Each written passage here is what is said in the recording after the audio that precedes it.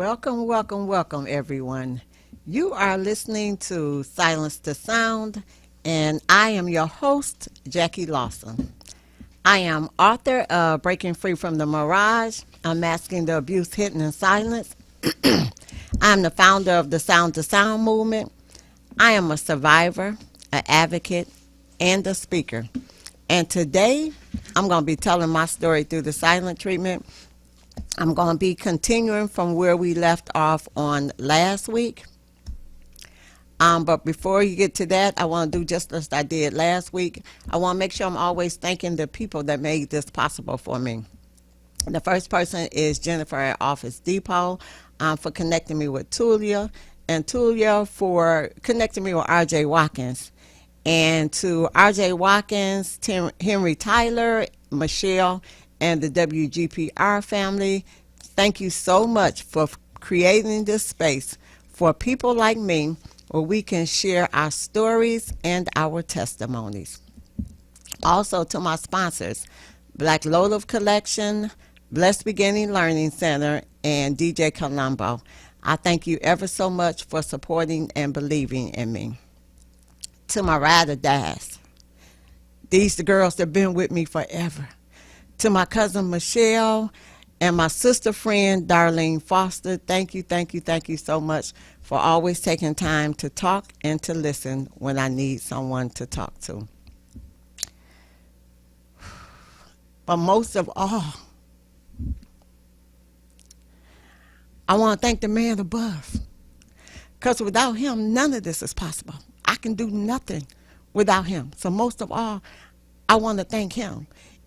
I even want to thank him for the journey, even though some parts of it haven't been so good and haven't been what I want them to be.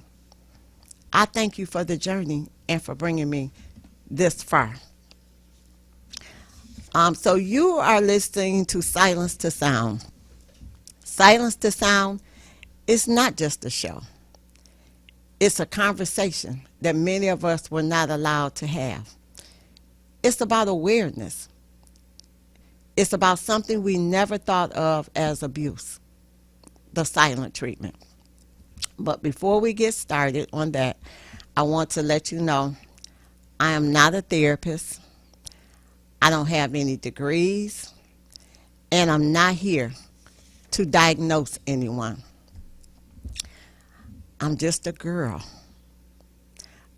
from the east side of Detroit with a story and a testimony. And I hope that sharing my story will change someone else's journey. Today we're creating a safe space. This is a safe space. It's a space for awareness. It's a space for confirmation. It's a space for truth. And it's a place where we can put words to an experience when we didn't know what to call it before.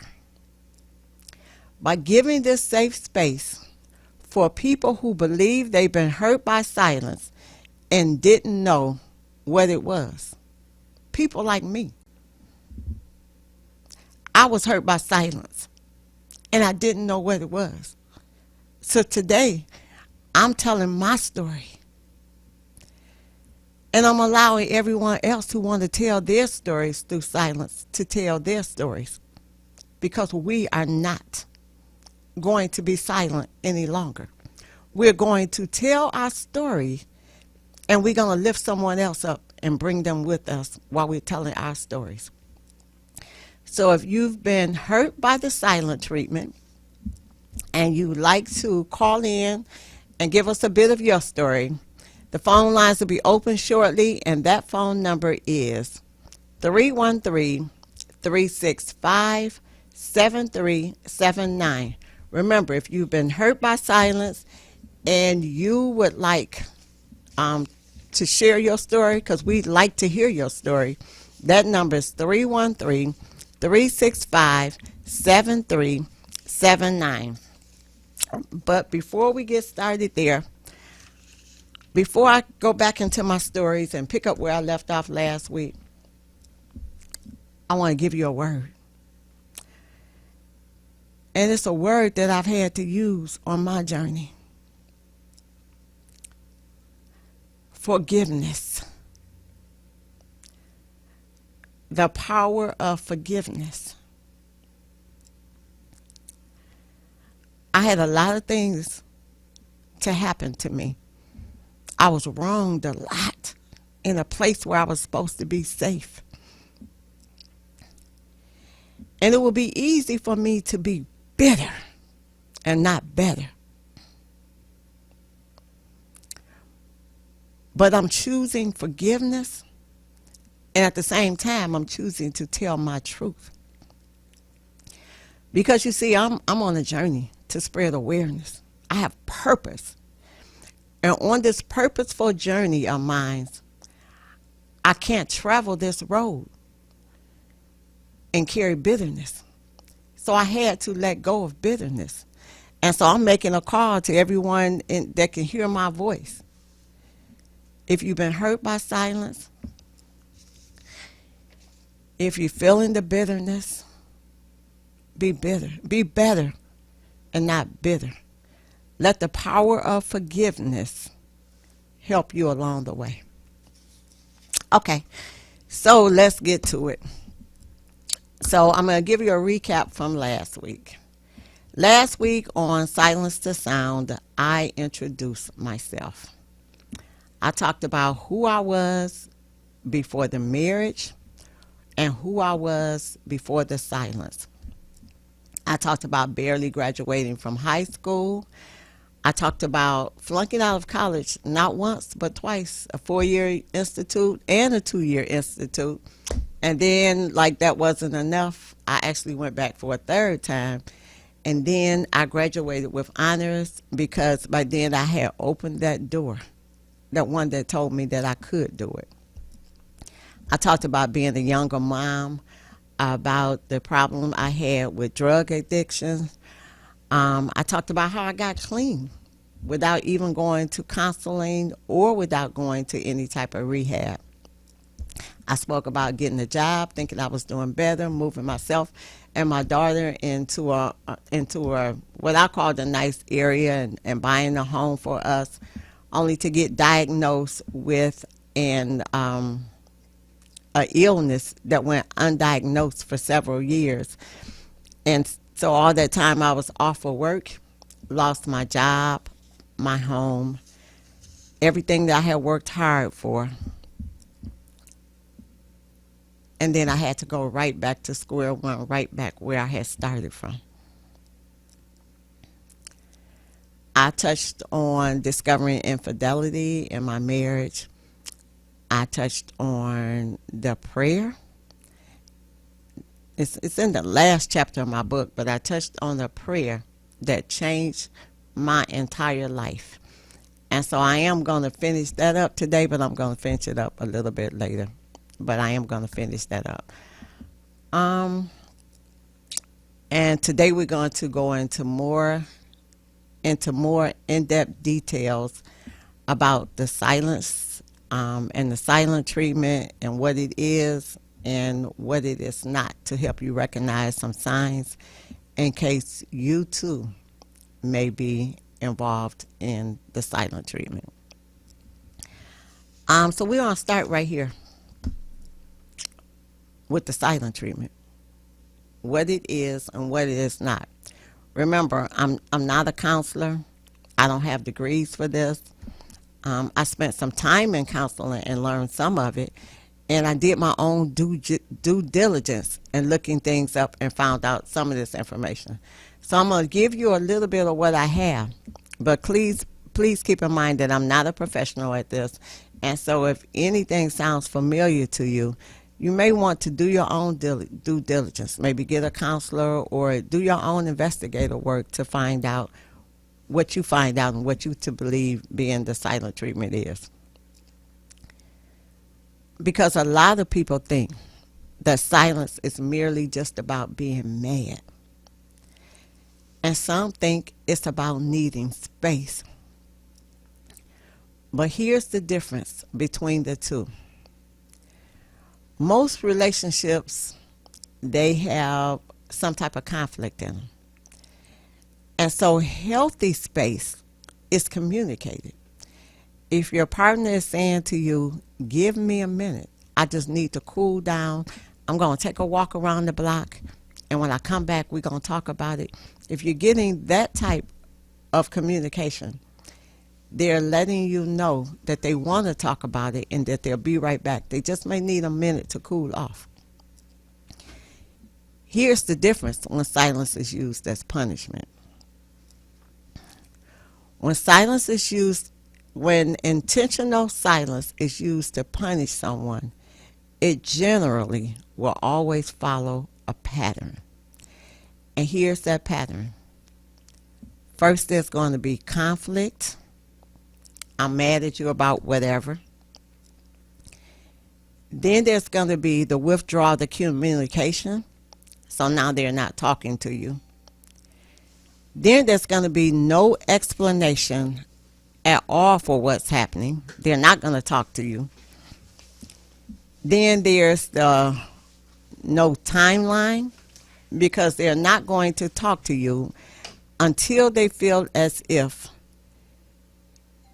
they've punished you enough.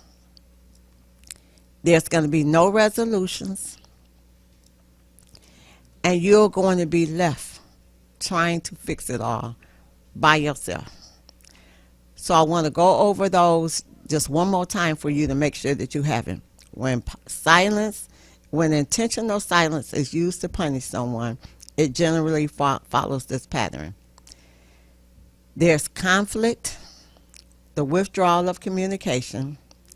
There's no explanations, no timeline for when they'll talk to you again. There's no resolution for what happened, and you're left trying to fix it.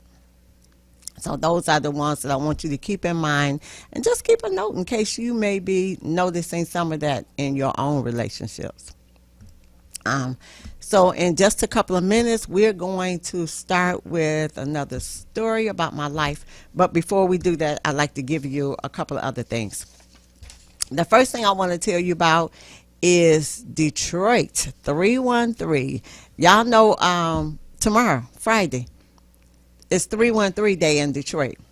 So on 313 Day, I'm actually going to be at an event, but it's on 314, which is Saturday, March the 14th. The event is Detroit born, Detroit raised, Detroit slayed, rooted in business, and it's a vendor experience. It's presented by Simply Elegant Events, and it's more than a vendor show. It's Detroit culture, it's Detroit businesses, and Detroit pride, all in one place. You can come out and shop with us. Come shop, but stay for the games and the trivia and be able to win yourself some prizes while you're at the show. Oh, and it is at the Tabernacle Missionary Baptist Church. That's 2080 West Grand Boulevard, Detroit, Michigan. Tabernacle Missionary Baptist Church, 2080 West Grand Boulevard. Everybody got that? So I'm hoping to see everyone there. Okay, so I guess we'll get started on this story, unless we're going to have a commercial break before I get started. It's up to you. Yep, let's do a commercial break, and then I'll start on it when I get back.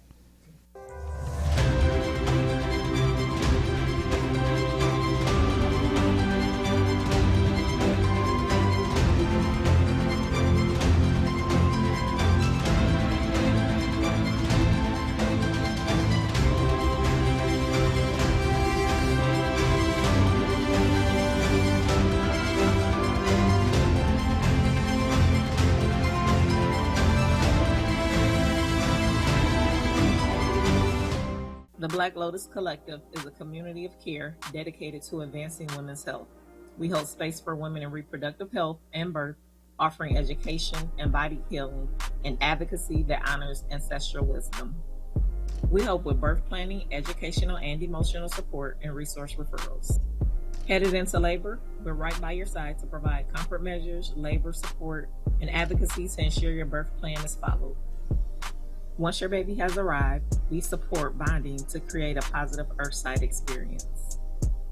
And in your fourth trimester, we're there to help with lactation, newborn care, postpartum visits, and recovery guidance. If you're planning a pregnancy, currently pregnant, or looking for postpartum support, our collective is here for you.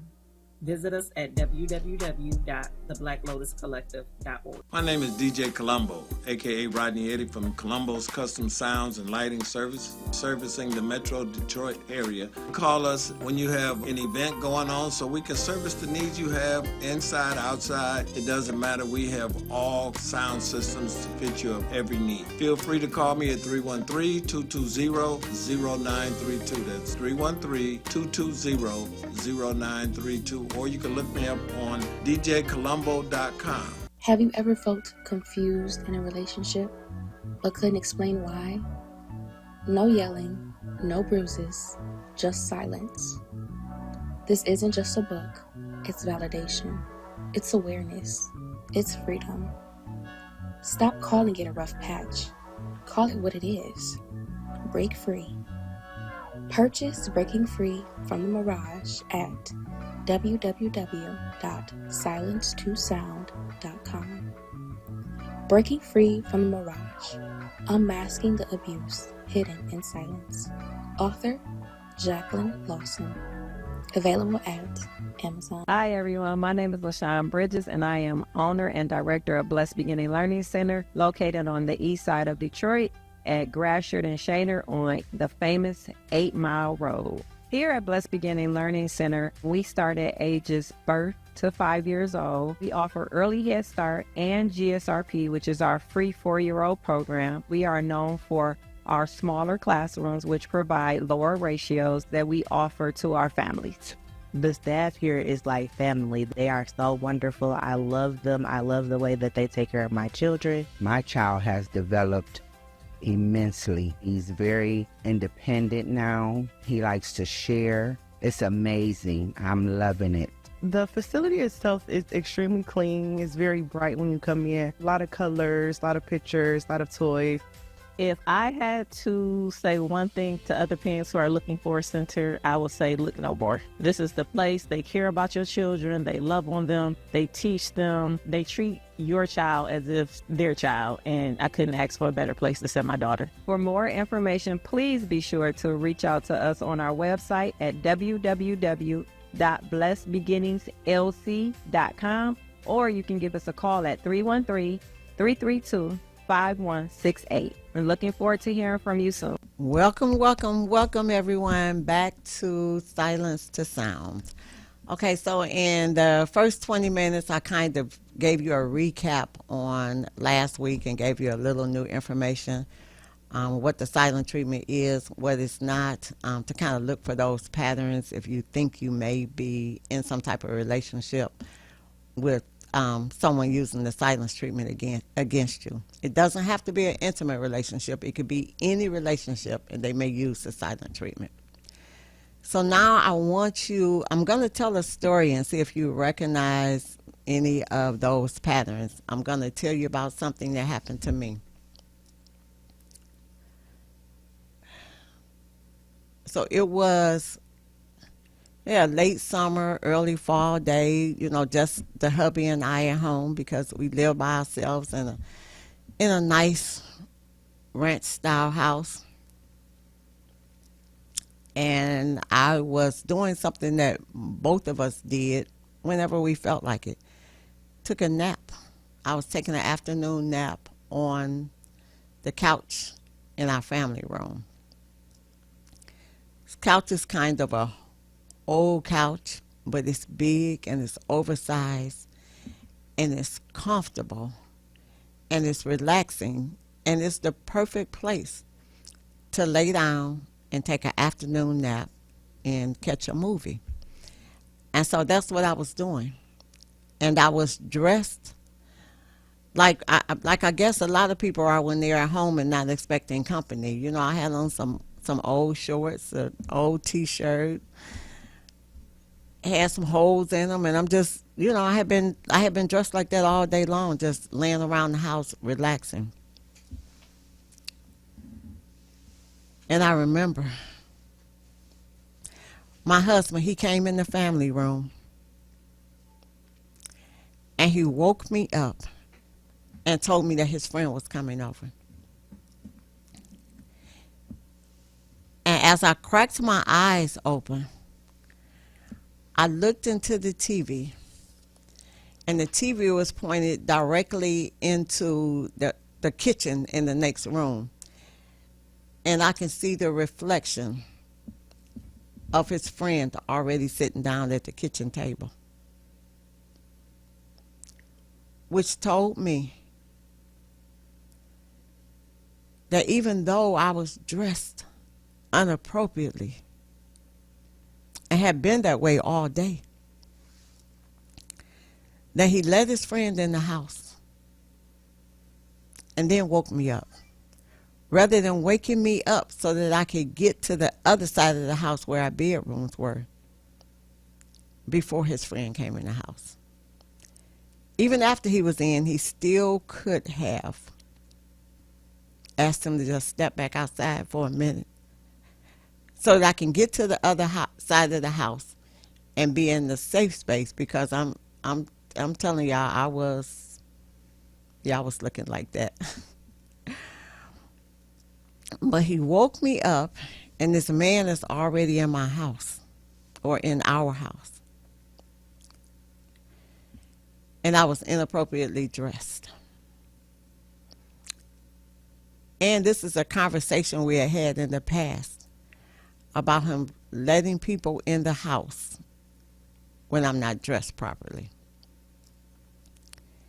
Immediately when I woke up and saw him sitting down at the table,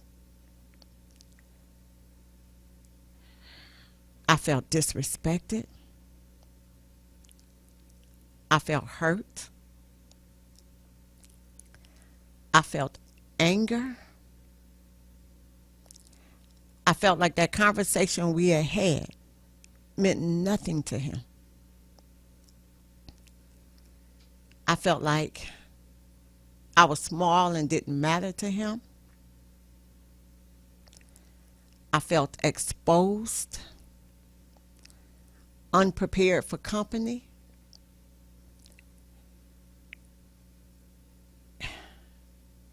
And very uncomfortable in my own home, in the place where I'm supposed to feel safe.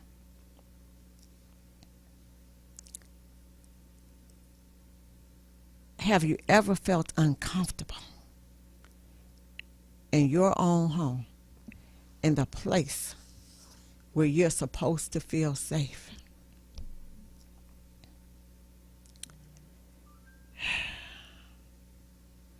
There was some conversation and some words said that day. But what I remember the most was, it wasn't the argument that happened.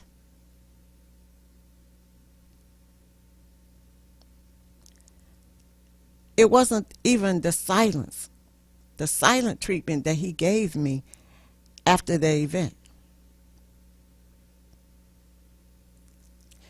It wasn't the humiliation, like I didn't matter.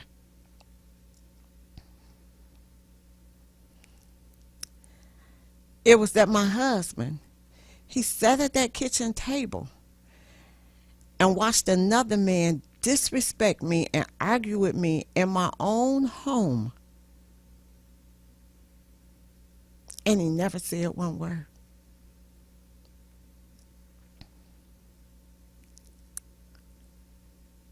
Only to give me silence after the fact. For days, probably at least a week, maybe more. His general timeline was usually about a week or so. And every time that silence happened to me, a piece of me broke a little bit more. It's like those 1,000 pokes that I talked about last week.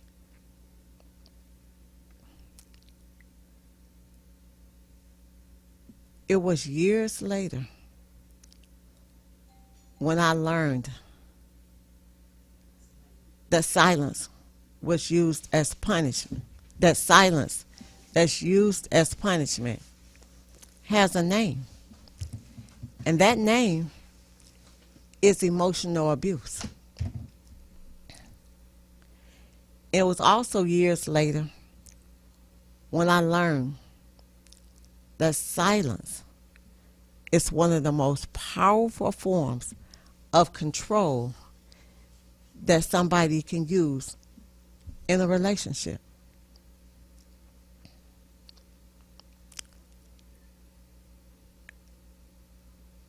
That entire moment happened in our kitchen.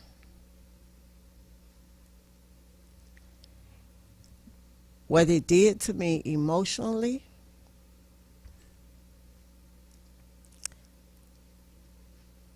that entire chapter is in Breaking Free from the Mirage. What I do is share parts of my journey with you here on the radio. But the entirety, the full story is inside Breaking Free from the Mirage. The parts of the story that explain how it all unfolded, the parts of the story, those parts of the story, they live inside my book, Breaking Free from the Mirage. Because you see, bits and pieces of the chapter, I can share those here with you, but it really does take the entire chapter to understand what was actually happening. But I want you to know that when silence becomes a weapon, when someone repeatedly punishes you with silence, as it happened to me, something happens to you. You'll find yourself walking on eggshells. You'll find yourself overly apologizing for things. And you may even be apologizing and not even know what it is. You'll find yourself trying to read their moods. Like I got real good at reading moods. There were times when I wanted to talk to him, just to talk, just to conversate. And sometimes they were unpleasant conversations, but conversations that need to be had. And sometimes they were good conversations. But before I approached those conversations, I learned to read his moods. Because I had to decide. I had to decide whether having those conversations, whether saying anything, because the truth is, it wasn't going to be a conversation. It was going to be me saying something, and it was going to be him invoking the silent treatment. I had to decide if what I wanted to say, if what I needed to say was going to be worth the silent treatment, that I knew that was going to happen as soon as I opened my mouth.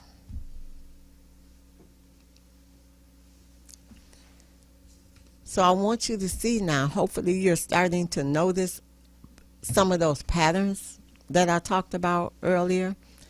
There is conflict, withhold communication, no resolution, no timeline, and you're left trying to figure out what happened, what was it, what did I do. I want you to see that they happen in patterns. So that's one of my stories that I wanted to share with you today about the silent treatment.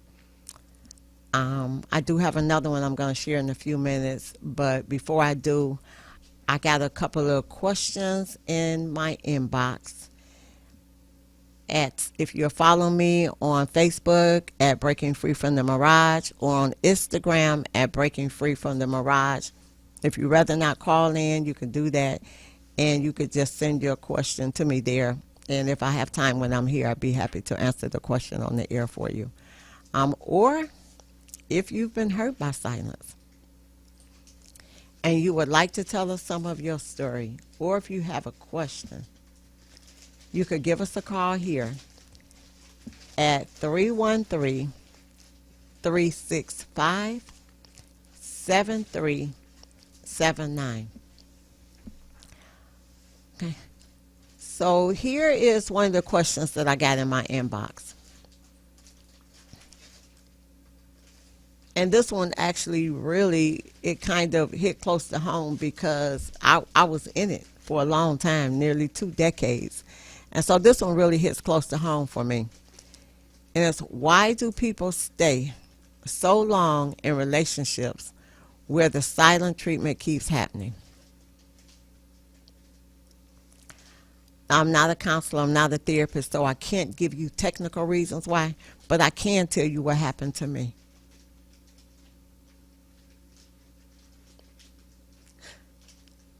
I hoped that I could fix it.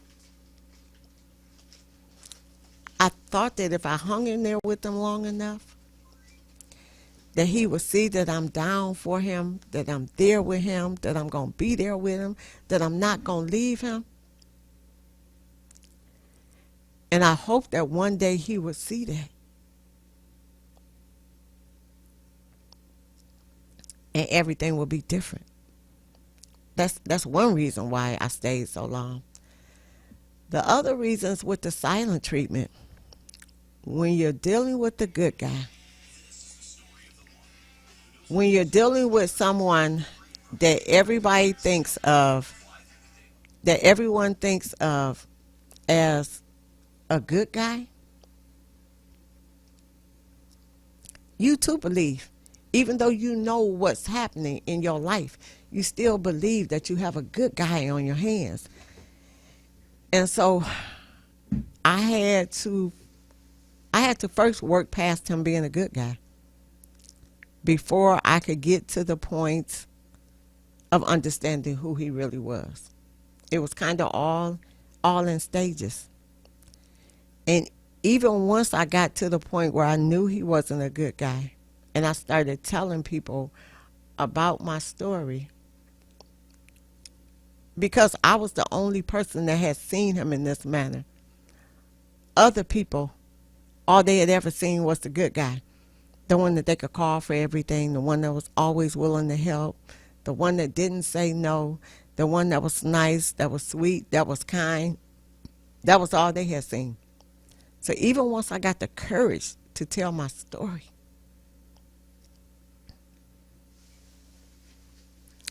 I probably had never felt so alone in my entire life, because there was a handful of people that I could probably count on one hand that embraced me and my story. And everybody else looked at me as if, I had people telling me he wouldn't do all of that. I had people looking at me like, what have you done? What did you do? You left this good man. What did you do? So I'm going to tell you right now,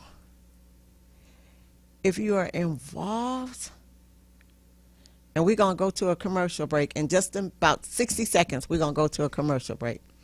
If you're involved in a relationship and you have the silent treatment, but you also have this good guy that everybody thinks is good and perfect, you have got to own your truth and what you're living in and how it is. But I don't want you to be surprised like I was when people don't embrace your story and when they don't embrace your truth. And you have to live in your own truth because you can't live somebody else's truth. But living in your own truth may be one of the hardest things you ever do. But I promise you there's peace on the other side when you get to it. Okay, we're going to go to commercial.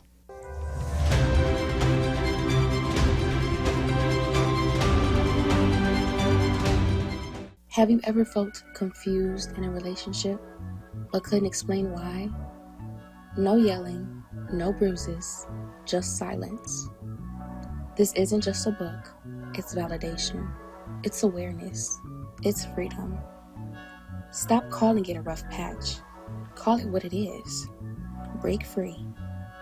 Purchase Breaking Free from the Mirage at www.silence2sound.com. Breaking Free from the Mirage. Unmasking the abuse hidden in silence. Author Jacqueline Lawson. Available at Amazon. Hi, everyone. My name is LaShawn Bridges, and I am owner and director of Blessed Beginning Learning Center, located on the east side of Detroit at Gratiot and Shaner on the famous 8 Mile Road. Here at Blessed Beginning Learning Center, we start at ages birth to 5 years old. We offer early Head Start and GSRP, which is our free 4-year-old program. We are known for our smaller classrooms, which provide lower ratios that we offer to our families. The staff here is like family. They are so wonderful. I love them. I love the way that they take care of my children. My child has developed immensely. He's very independent now. He likes to share. It's amazing. I'm loving it. The facility itself is extremely clean. It's very bright when you come in. A lot of colors, a lot of pictures, a lot of toys. If I had to say one thing to other parents who are looking for a center, I would say, look no more. This is the place. They care about your children. They love on them. They teach them. They treat your child as if their child. And I couldn't ask for a better place to send my daughter. For more information, please be sure to reach out to us on our website at www.blessedbeginningslc.com, or you can give us a call at 313-332-5168. I'm looking forward to hearing from you soon. The Black Lotus Collective is a community of care dedicated to advancing women's health. We hold space for women in reproductive health and birth, offering education, embodied healing, and advocacy that honors ancestral wisdom. We help with birth planning, educational and emotional support, and resource referrals. Headed into labor, we're right by your side to provide comfort measures, labor support, and advocacy to ensure your birth plan is followed.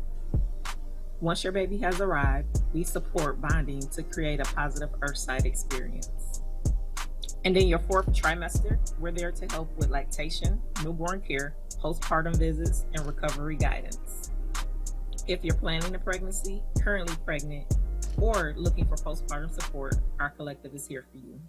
Visit us at www.theblacklotuscollective.org. My name is DJ Colombo, aka Rodney Eddy from Colombo's Custom Sounds and Lighting Service, servicing the Metro Detroit area. Call us when you have an event going on so we can service the needs you have inside, outside. It doesn't matter. We have all sound systems to fit your every need. Feel free to call me at 313-220-0932. That's 313-220-0932. Or you can look me up on djcolombo.com. Welcome back, everyone. Thank you so much for hanging in there with me.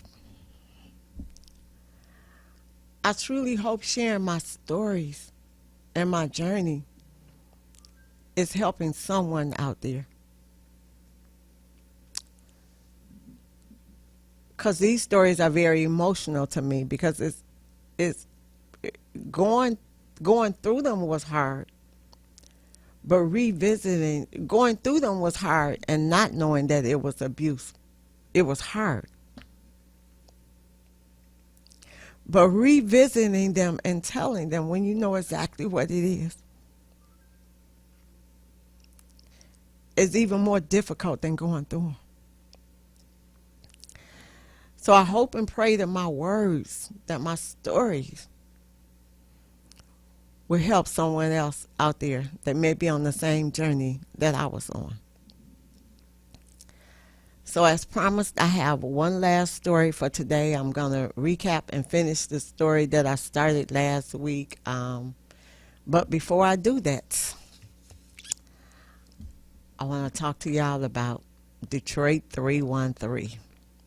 Detroit 313. Y'all know Detroit 313 is tomorrow, Friday, March the 13th, 313. But on 314, which is March the 14th, which is this Saturday,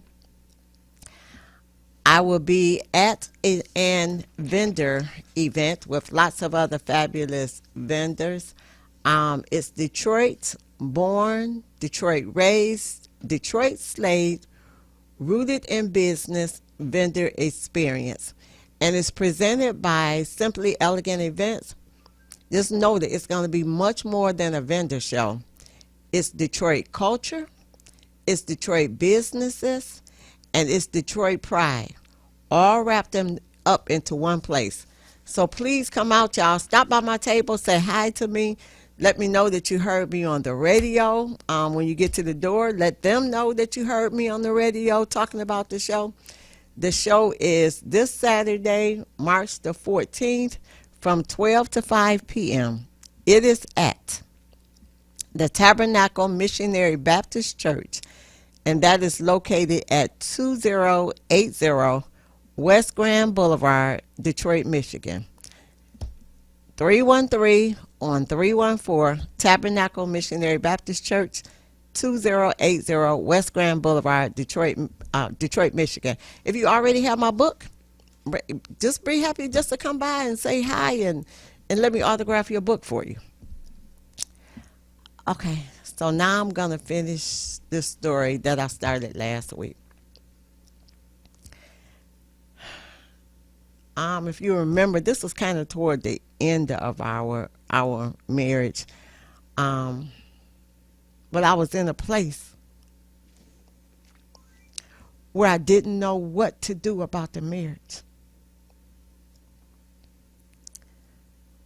I knew the marriage wasn't working.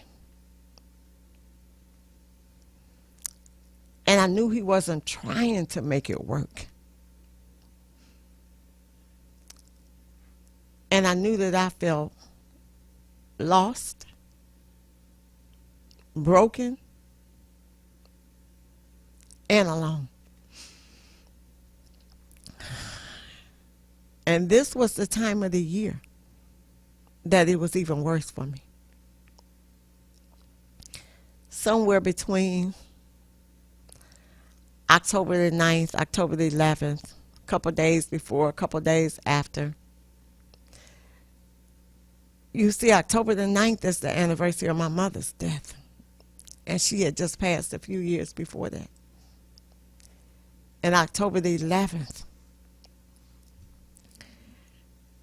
is our wedding anniversary.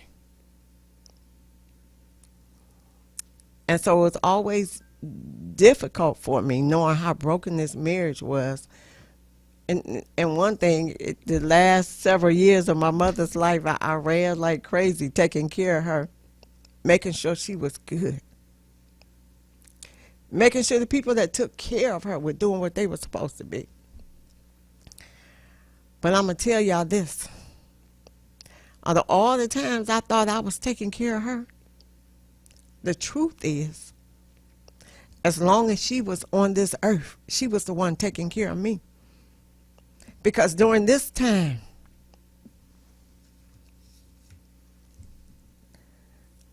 I felt lost without having her guidance. So this particular day, somewhere during that timeline that I just gave you, I remember being in our bedroom and just literally just crying my eyes out and praying and just asking for a sign. What should I do about this broken marriage? You see, you would think that it's a given to just get up and walk away from it, but For whatever reason, it wasn't for me. And that's probably has something to do with what therapists and degree people in the field of psychology, psychologists would call trauma bonded. And I'm sure it has something to do with that.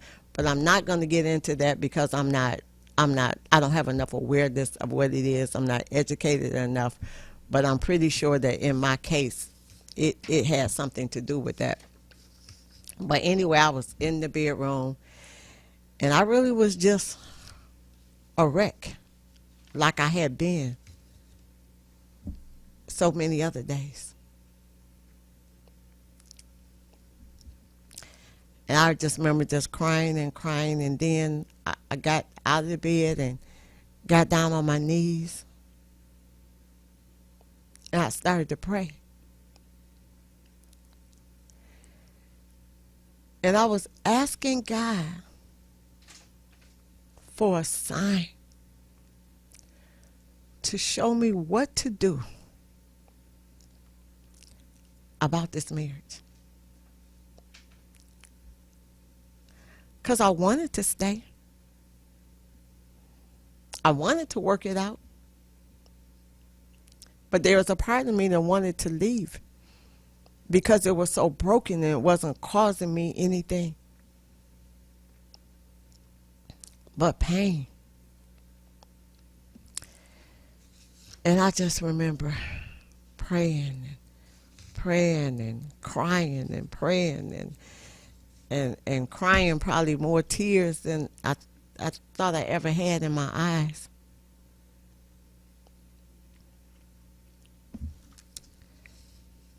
And then something happened to me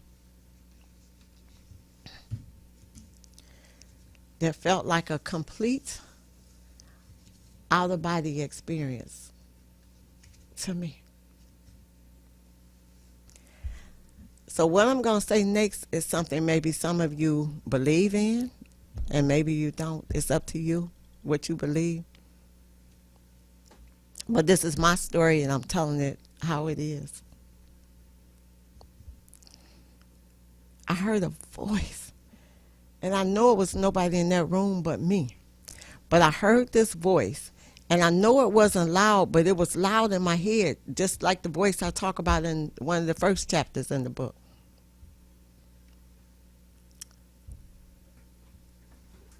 And this voice, it didn't sound like that of my mother's voice, but it was a voice that gave me direction, that gave me clarity.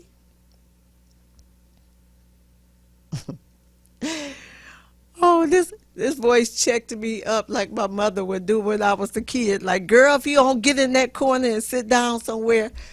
This voice got me together so good. What she said to me got me together so good that when I got up off that floor, I knew exactly what I was going to do. I got up. I dried my eyes. I got in that bed and I went to sleep. And I did two things the very next day. The first thing was I was back in touch with some of those apartment complexes that I had been in touch with before when I was thinking about leaving. I made sure that my name was on that list, and I kept constant contact with them, making sure they weren't skipping over my name. That's the first thing I did. The second thing I did was, my mother was so out cold with what she told me, y'all. Y'all would have had to know my mother to know her, but I promise you, my mother's word, if you're struggling, if you're scared, my mother's word can help you on your journey. But the second thing that I did was I went and rented a storage unit. The very next day, I went and rented a storage unit. And little by little, I would take things out that house. I mean, my things, my personal things. It was October, so summertime was over. So I started with my summer clothes. I would start buying stuff: pots, pans, sheets, and I would put them in that storage unit. He was so sure that he had me where he was going to have me at and that I wouldn't make a move.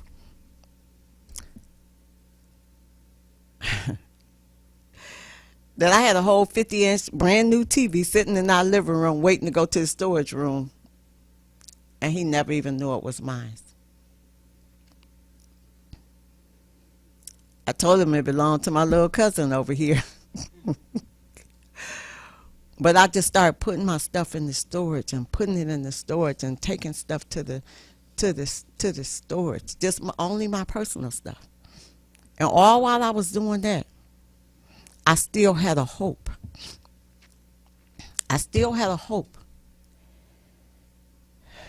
that we could still work it out. But we didn't.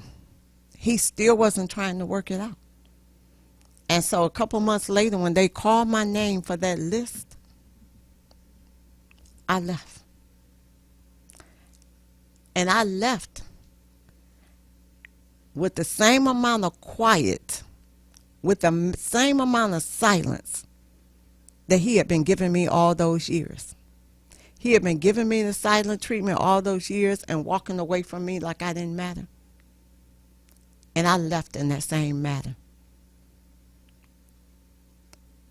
And he never saw it coming. And I never looked back.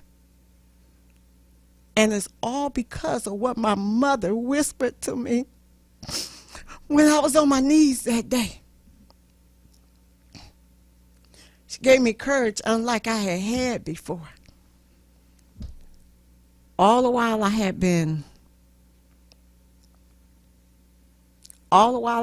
didn't know what to do. She gave it to me. And when I left everything there. I didn't take any beds. I didn't take any couches. I didn't take any TVs, no sheets, no dishes. I left and started a whole brand new life. I left it all for my peace and my freedom. And now I'm on this purposeful journey to share my story that I may be able to help someone else on their journey. I give you pieces of my book while we sit here on the radio. But all the details are in the book, because this one chapter is how I single-handedly, this one chapter. Now, if you get the book, don't skip the rest of the chapters, but this one chapter is the one that gave me my power and my courage back. And I hope that this one chapter can do the same thing for you. Thank you, everyone, for listening. I appreciate it. I'll see you all next week.